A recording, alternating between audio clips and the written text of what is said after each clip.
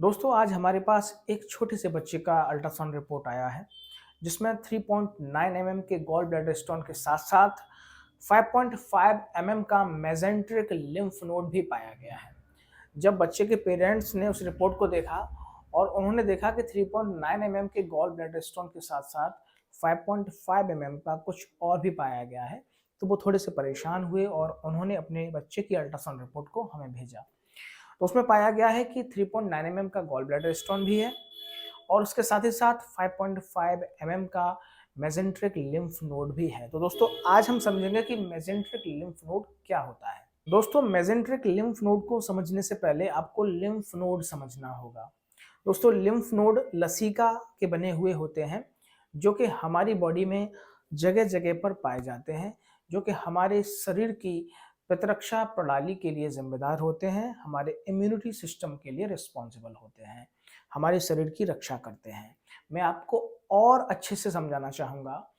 आप ऐसे मान के चलिए कि जिस प्रकार हमारे शहर में हर चौराहे पर पुलिस वाले तैनात होते हैं जो हमारे शहर की रक्षा करते हैं, उसी प्रकार लिम्फ नोड हमारी बॉडी में जगह जगह पर पाए जाते हैं और हमारे शरीर की रक्षा करते हैं। अब हम आगे बात करेंगे मेसेंट्रिक लिम्फ नोड के बारे में। दोस्तों मेसेंट्रिक लिम्फ नोड 5 से 10 साल के बीच के बच्चों में ही ज़्यादातर पाए जाते हैं।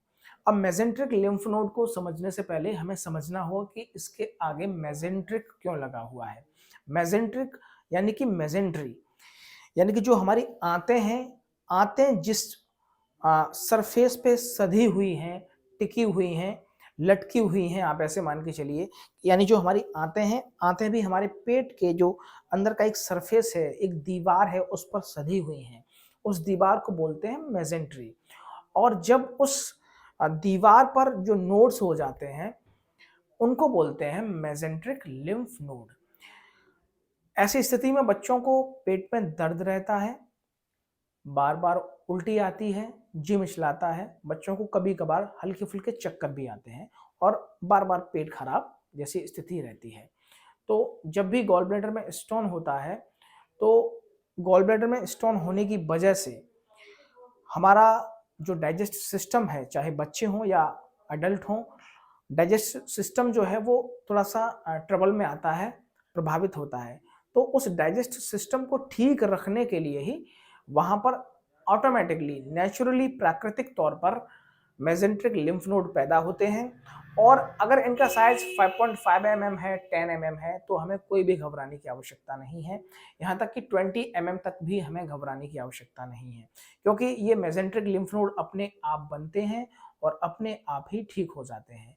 लेकिन किन्हीं भी स्थितियों में यदि ये ठीक नहीं होते हैं और इनका साइज बढ़ता चला जाता है, तो कभी कभार ये परेशान कर देते हैं किसी भी व्यक्ति को या किसी भी बच्चे को।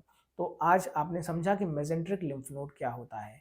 यदि आपके बच्चे को मेसेंट्रिक लिम्फ नोड जैसी समस्या है तो आप घबराएं नहीं, परेशान ना हों। आप उसे किसी चिकित्सक को दिखाइए, उनका इलाज संभव है और संभव ही नहीं, वो अपने आप ही ठीक हो जाते हैं। मेसेंट्रिक लिम्फ नोड के लिए किसी भी विशेष इलाज की कोई भी आवश्यकता नहीं होती है। Thank you.